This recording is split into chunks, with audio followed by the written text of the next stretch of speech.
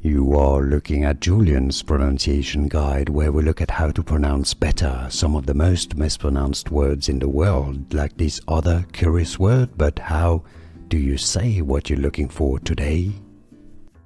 Let's learn once and for all how to pronounce the name of this huge dinosaur. If you want to learn more dinosaur names that are confusing, more pronunciations that are correct, stay tuned.